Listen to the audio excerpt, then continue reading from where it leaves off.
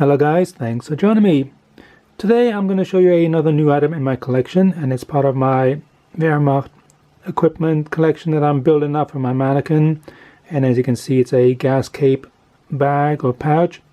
The Germans call it the Gasplane Tasche, and it would have originally have contained a impregnated gas cape, which was worn during attacks by heavy gases such as mustard gas. And one of these pouches would have been issued with each individual Wehrmacht soldier at the time.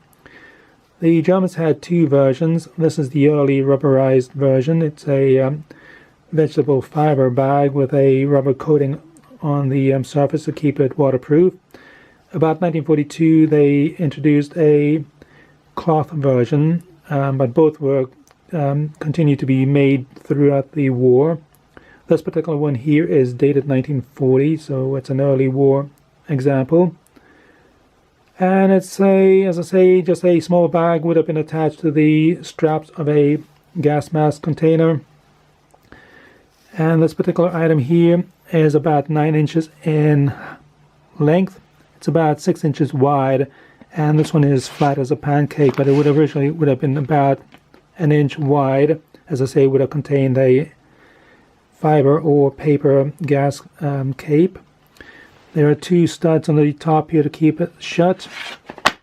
On the back there are a couple of straps here, and you would have run the strap from the gas mask container through here to keep it in place. It would have been usually worn on the front of the body the beginning of the war, but later on many soldiers would have attached it to the gas mask container with either straps or rubber bands. But anyhow, as I say, there are two poppers here to keep it in place, and these thin nylon straps here to open it. There is a maker mark which is very, very faint. I'm going to have to take a photograph. You can hardly see it, but it is dated 40 for 1940, which is quite nice. So it's an early example, as I say. So there's nothing special about it. These were made in large numbers, and they're quite reasonably priced. Still easy to get nowadays. And as I say, I bought it for my mannequin, and I'll attach it to my gas mask container. So anyhow, that's it there.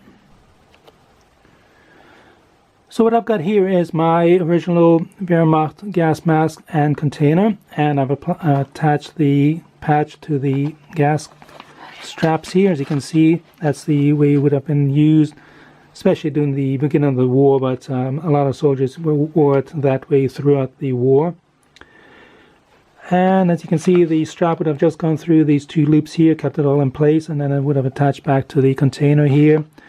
You'll find that a lot of soldiers would have double looped the strap on the top here, so it would have had a loop on the top, and that would have kept the bag from sliding up and down. Because it would have been about an inch thick and quite stiff when being worn with the gas cape in the bag, it would have been a little bit uncomfortable. And for that reason, a lot of soldiers actually attached the bag to the container and secured it with straps or rubber bands and the like. That was actually prohibited by the German military, but that was widely ignored by soldiers. The reason it was prohibited is because having the gas cape attached to the bag that way for any length of time with the straps would have caused the gas cape to split on the sides here. And obviously, if you're going into a combat situation and the danger of mustard gas or the like, and the last thing you wanted is damaged gas cape in your equipment here. But anyhow, as I say, most soldiers ignore that.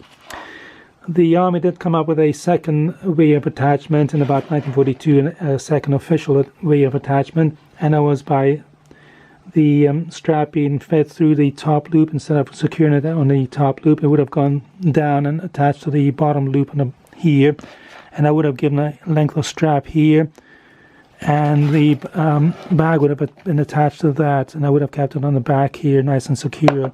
Again, because the bag would have been about an inch thick and quite stiff, it would have been a little bit uncomfortable, so that was not a popular way of wearing it, and I haven't seen very many photographs of soldiers that hadn't done that during the war. Anyhow, that's my gas mask and container, and the gas cape pouch attached. Quite nice, as I say, mine is a 1940 dated pouch, which is quite nice because the actual container is dated 1940 as well. So that's it here, as it's going to sit on my display. So anyhow, I'll leave it at that. I hope you enjoy that video on a relatively obscure piece of item, not very sexy, I suppose. I mean, not something that you really think about very often, but it's got a nice item anyhow, and as I say, it really sets off the gas mask container nicely, and it'll look quite nice on my mannequin. Anyhow, I'll leave it at that. Hope you enjoyed the video, as I say, and thanks for watching, and bye for now.